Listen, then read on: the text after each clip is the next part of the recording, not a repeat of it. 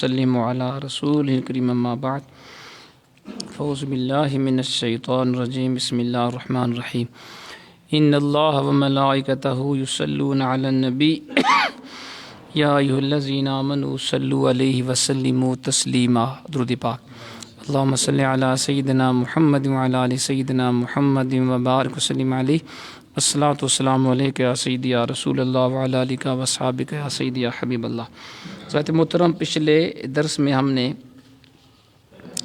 یہ قضا نمازوں کے حوالے سے مسائل ہم نے پڑھے۔ اس میں ہم نے نماز کا فدیہ پڑھا، جن کے رشتہ دار فوت ہوئے ہوں وہ اس کا مطالعہ ضرور کریں۔ یہ مسائل پڑھے ہم نے۔ مرحومہ کے فدیہ کا ایک مسئلہ ہم نے پڑھا۔ 100 کوڑوں کا ہیلا کیسے کیا جائے یہ پڑھا۔ کان چھیدنے کا رواج کس وقت سے ہوا۔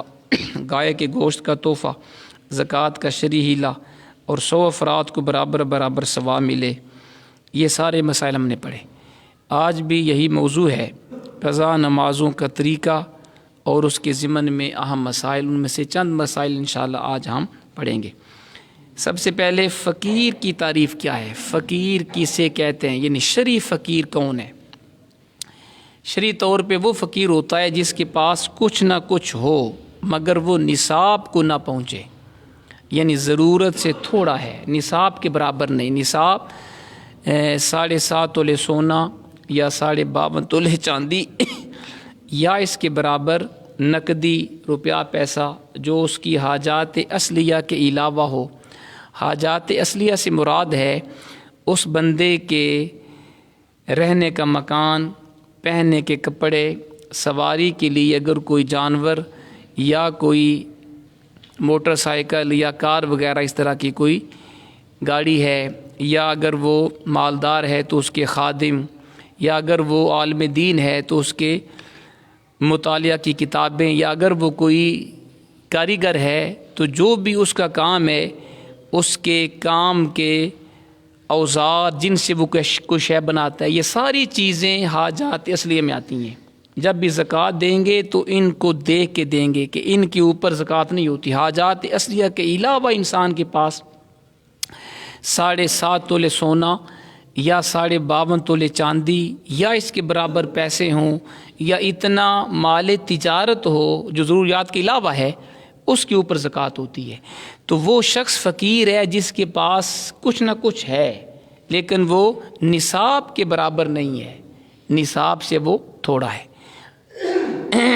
اگر آپ آگے آ جائیں گے نا تو ذرا آپ کو بھی ایزی ہوگا سننا، اور یہ صحابہ کرام کی سنت بھی ہے، قریب قریب بیٹھنا، تو مجھے آسانی ہوگی بیان کرنے میں، آپ کو آسانی ہوگی سمجھنے میں۔ تو فقیر وہ ہوا جس کے پاس ضروریات سے تھوڑا ہے اور وہ اتنا مال ہے جو نصاب کے برابر نہیں۔ نصاب کے برابر اگر وہ ہوگا، یا نصاب کے برابر تو مال ہے لیکن وہ مقروض بھی ہے، اس نے کسی کا قرضہ بھی دینا ہے، اور اگر قرضے کو آپ منفی کریں تو پھر وہ نصاب کے برابر اس کے پاس رقم نہیں بنتی۔ مثلاً چاندی کا نصاب آپ اگر آج کل دیکھیں، کچھ عرصہ پہلے میں نے ایک دوست سے پتہ کیا تو اس نے بتایا تھا کہ 75 سے 80 ہزار، یعنی تقریباً 80 ہزار روپیہ ایک اندازہ ہے، ورنہ آپ کسی بھی جیولر سے جا کے پتہ کر لیں کہ 52.5 تولے چاندی کے کتنے پیسے ہیں، تقریباً میں خیال 80 ہزار کے آگے پیچھے بنیں گے۔ تو 80 ہزار روپیہ جس بندے کے پاس ہے، حاجات اصلیہ کے علاوہ ہے جو میں نے آپ کو بتا دیا، رہنے کا مکان، پہننے کے کپڑے، سواری کے لیے کوئی جانور یا گاڑی، ہتھیار، اگر وہ کوئی تاجر ہے، بزنس مین ہے تو اگر وہ کچھ بناتا ہے تو اس کے اوزار بھی اس کی حاجات اصلیہ میں آئیں گے۔ عالم دین ہے تو اس کے مطالعے کی کتب وہ بھی اس کی حاجات میں آئیں گی۔ تو ان کے علاوہ اب اگر اس نے 40 ہزار روپیہ کسی کا قرضہ دینا ہے فار ایگزامپل، اور 80 ہزار روپیہ اس کے پاس ہے، چاندی کا نصاب تو ہے نا، لیکن جب 40 ہزار اس کا قرضہ اگر 80 ہزار میں سے مائنس کر دیا جائے تو باقی بچے گا 40 ہزار۔ تو 40 ہزار چونکہ چاندی کا نصاب نہیں، چاندی کا نصاب اگر 80 ہزار روپیہ ہے اور 40 ہزار اس نے کسی کا قرضہ دے دیا اور باقی 40,000 بچے، اب وہ صاحب نصاب نہیں رہا، اب اس کے اوپر زکوٰۃ بھی نہیں، ٹھیک ہے. تو شرعی فقیر وہ ہوتا ہے کہ جس کے پاس ضروریات سے تھوڑا ہو، نصاب کے برابر نہ ہو. اور دوسرا مسکین کی تعریف کیا ہے؟ مسکین کسے کہتے ہیں؟ مسکین وہ ہے جس کے پاس کچھ نہ ہو، بالکل ہی نہ ہو، ایمپٹی ہینڈڈ پرسن، خالی ہاتھ، ٹھیک ہے. اللہ اکبر. اور اس کے پاس یہاں تک کہ کھانے بدن چھپانے کے لیے بھی وہ کسی کا محتاج ہے، اور وہ بیچارہ بامر مجبوری لوگوں سے سوال کرتا ہے. تو ایسے فقیر یا مسکین کو سوال کرنا جائز ہے جس کے پاس بالکل ہی نہ ہو. اچھا جی، فقیر جس کے لیے سوال ضروری ہے، سوال جائز ہے، یہ بھی ذرا سن لیں. جس بندے کے پاس کم از کم ایک دن کا کھانا ہے، یہ مسئلہ بڑا جی اہم ہے. وہ فقیر جس کے پاس ایک دن کا کھانا ہے اور پہننے کے لیے بھی کچھ ضروری کپڑے بھی ہیں، وہ فقیر، اس کے لیے بغیر ضرورت کے سوال کرنا حرام ہے. یعنی اگر ایک دن کا کھانا بھی ہے، اس کے لیے بھی کسی سے سوال کرنا جائز نہیں ہے، اور ایسوں کے سوال پر دینا بھی ناجائز ہے، دینے والا گناہگار ہوگا.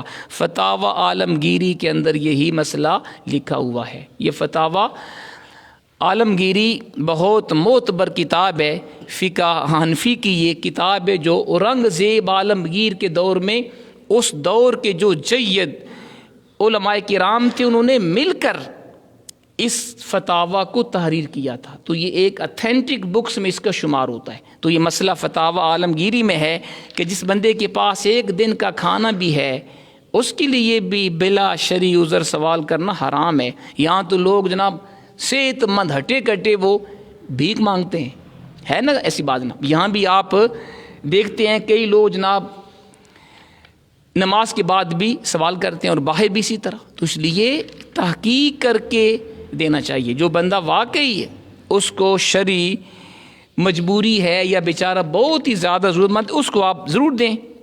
لیکن جو پیشہ ور بکاری ہے، پروفیشنل بیگر، اس کو نہ دیا جائے، یہ حرام ہے. اگر آپ دیں گے ایسے بندے کو تو ثواب کے بجائے آپ کو گناہ ہوگا. اور کاش کہ وہ لوگ بھی جو پیشہ ور بکاری ہیں وہ بھی حضور کا فرمان سن لیں کسی سے یا پڑھ لیں. اللہ کے حبیب کا ارشاد گرامی ہے، مفہوم یہ ہے، جو بندہ بغیر شرعی عذر کے بھیک مانگتا ہے، بغیر کسی مجبوری کے، آپ نے فرمایا وہ جہنم کے انگارے جمع کر رہا ہے. استغفر اللہ. وہ جو سوال کر رہا ہے صحت مند ہے اور وہ کما بھی سکتا ہے اور ایک دن کا کھانا بھی ہے، پھر بھی وہ کسی کے آگے جا کے ہاتھ ملاتا ہے، تو آپ نے فرمایا وہ کیا ہے؟ وہ جہنم کے انگارے جمع کر رہے ہیں. اب اس کی مرضی ہے کہ تھوڑے انگارے جمع کرے یا زیادہ کرے. اتنی سختی ہے جناب.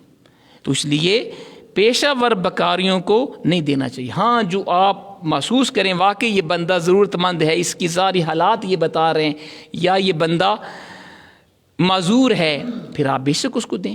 ٹھیک ہے جی. آگے جناب مسئلہ سنیں جی، زکوٰۃ کے ہیلے کے بارے میں چند سوالات و جوابات. یہ مسئلہ بھی جی اہم ہے کہ زکوٰۃ کے حوالے سے چند اہم سوالات ہیں، اس کے جوابات بھی ہیں. زکوٰۃ کا ہیلا کس طرح کیا جائے؟ ہیلے کے بارے پچھلے درس میں بھی ہم نے مختلف مثالیں قرآن و حدیث اور فقہا کے اقوال سے ہم نے بیان کی تھیں کہ شرعی طور پہ ہیلا کرنا جائز ہے. تو زکوٰۃ کا ہیلا کیسے کیا جائے؟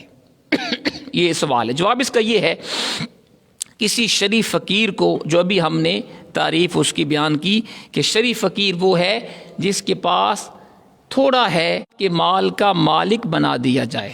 وہ اس مال پر قبضہ کرنے کے بعد کسی بھی نیک کام میں، جیسے مسجد کی تعمیر وغیرہ یا کسی بھی رفاع عامہ کے کام میں صرف کر دے. اس طرح زکوٰۃ ادا ہونے کے ساتھ ساتھ دونوں کو ثواب ملے گا. یعنی کوئی بندہ شرعی فقیر ہے، ٹھیک، آپ اس کو زکوٰۃ کے پیسے دے دیں، یا اس کا کوئی وکیل ہے، کسی کو اس نے وکیل بنایا، جی آپ کو میں اختیار دیتا ہوں میری طرف سے، آپ جو بھی مجھے زکوٰۃ دے آپ وہ زکوٰۃ لے کے مجھے دے دیں، یا آپ کو میں اختیار دیتا ہوں کہ آپ وہ کسی نیک کام میں صرف کر دیں، تو اس کو وکیل کہتے ہیں. تو کوئی کسی بھی شریف فقیر کو یا اس کے وکیل کو آپ زکوٰۃ کا مالک بنائیں اور وہ اس مال پہ قبضہ کر لے۔ قبضہ کرنا حناف کے نزدیک شرط ہے، جب تک اس فقیر نے یا اس کے وکیل نے مال زکوٰۃ کے اوپر قبضہ نہیں کیا وہ آگے کسی کو دے نہیں سکتا۔ قبضہ کرنے کے بعد اب اگر وہ فقیر چاہے تو وہ کسی بھی نیک کام میں اس کو صرف کر دے، جائز ہے۔ جیسے اگر وہ فقیر چاہے تو وہ زکوٰۃ کا روپیہ پیسہ کسی سے لے کر مسجد میں بھی دینا چاہے تب بھی جائز ہے۔ یہ مسئلہ بھی سن لیں، زکوٰۃ کا پیسہ مسجد میں دینا جائز نہیں ڈائریکٹ، لیکن اس طریقے سے اگر ہیلا کر لیا جائے، کسی فقیر کو یہ مسئلہ بتا دیا جائے بے شک پہلے سے کہ جی ہم آپ کو اتنے لاکھ روپیہ دیں گے، زکوٰۃ کا پیسہ ہے، اور آپ چاہیں تو آپ وہ روپیہ پیسہ فلاں مسجد میں آپ دے دیں کیونکہ ان کو ضرورت ہے، تو اگر وہ فقیر وہ قبضہ کرنے کے بعد وہ روپیہ پیسہ کسی مسجد میں دے دے تو دونوں کو ثواب ملے گا، زکوٰۃ دینے والے کو بھی ثواب ہوگا اور اس کی زکوٰۃ ادا ہو جائے گی، اور جس فقیر نے آگے خدا کے گھر میں دیا اس کو بھی ثواب ملے گا۔ یہ شرعی ہیلہ ہے جی۔ ایک اور سوال ہے کہ کہتے ہیں جی آپ نے ارشاد فرمایا شریف فقیر یا اس کے وکیل، یہاں وکیل سے مراد کون ہے؟ ابھی آپ کو میں نے بتا دیا، وکیل سے مراد وہ بندہ ہے جس کو وہ شریف فقیر اپنا اختیار دے دے کہ جی آپ میرے وکیل ہیں، جو بندہ مجھے زکوٰۃ دے آپ اس سے وصول کر لیں، میں آپ کو اختیار دیتا ہوں، اسے کہتے ہیں وکیل۔ یا وہ خود وکیل کسی غریب کو جا کے پوچھ لے کہ جی آپ مجھے اختیار دے دیں، میں زکوٰۃ کا پیسہ لے کر آپ کو دے دوں گا، یا آپ کی طرف سے میں کسی نیکی کے کام میں صرف کر دوں گا، تو اسے وکیل کہتے ہیں۔ ایک اور سوال ہے، کیا وکیل بھی مال زکوٰۃ پر قبضہ کرنے کے بعد اسے کسی بھی کام میں صرف کرنے کا اختیار رکھتا ہے یا نہیں؟ یعنی وکیل نے جب مال زکوٰۃ پہ قبضہ کر لیا تو کیا قبضہ کرنے کے بعد اس کے پاس بھی اختیار ہے فقیر کی طرح کہ وہ جہاں چاہے اس کو نیک کام میں صرف کر دے؟ کہتے ہیں نہیں، البتہ اگر اسے فقیر نے اجازت دی ہو یا اس نے خود اجازت لی ہو تو وہ جائز ہے۔ اگر فقیر اس وکیل کو اجازت دے دے کہ جی جو بندہ مجھے زکوٰۃ دے آپ اسے وصول کر لیں اور آپ جس نیکی کے کام میں چاہیں آپ صرف کر دیں، پھر تو ہے ٹھیک۔ لیکن اگر فقیر نے اجازت نہیں دی، اس نے کسی سے پیسہ لیا اور اس نے فقیر کی طرف سے کسی مسجد میں پیسہ لگا دیا، پھر جائز نہیں ہوگا، فقیر کی اجازت یہ ضروری ہوگی۔ ایک اور سوال، فقیر شرعی نے وکیل کو اپنی زکوٰۃ کسی بھی کام میں صرف کرنے کی اجازت دی تھی یا اس نے خود ہی لی تھی، تو کیا اس صورت میں بھی شرعی فقیر کو مال زکوٰۃ پر قبضہ کرنا ضروری ہوگا؟ نہیں۔ یعنی اگر فقیر نے کسی کو وکیل بنا دیا کہ جی آپ پیسہ لے کے جو بھی آپ کو زکوٰۃ کا پیسہ دے میرے لیے آپ کو اختیار ہے، آپ جس کام میں چاہے اس کو صرف کر دیں، اب فقیر کے لیے پیسے کے اوپر قبضہ کرنا ضروری نہیں، کیونکہ وکیل کا قبضہ موکل یعنی وکیل کرنے والے کا ہی قبضہ کہلائے گا۔ یہ مسئلہ میرا خیال آسان ہے، اگر کہیں سے کوئی مسئلہ ہوا تو آپ مجھ سے آپ بے شک وہ سوال کر لینا اور مسئلہ پوچھ لینا اگر کسی کو سمجھنا ہے۔ چندہ دیتے یا ہیلے میں رقم لوٹاتے وقت دینی یا سماجی کام کے لیے کلی اختیارات دینے کے محتاط الفاظ بتا دیجئے۔ کسی نے نیکی کے کام میں چندہ دیا، مسجد میں، مدرسے میں یا کسی بھی نیکی کے کام میں، تو کہتے ہیں اس کے کوئی کلی اختیار دینے کے الفاظ بتا دیں۔